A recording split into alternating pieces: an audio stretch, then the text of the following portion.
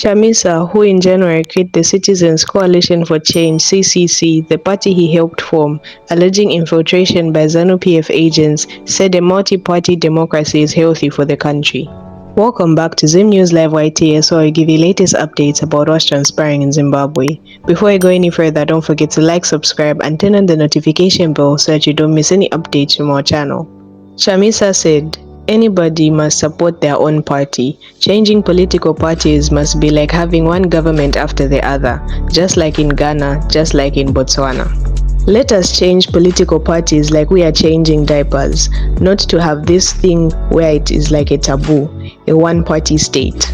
We must have a multi-party state. In fact, we have even gone further. We are worse off. It is no longer a one-party state. It is a one-man state, one-family state. That cannot be. We must not have that. We can't be that." In today's news, Chamisa says Zimbabwe is now a one-party state. Let us know what you think in the comment section down below, and don't forget to like, subscribe, and turn on the notification bell so that you don't miss any updates from our channel.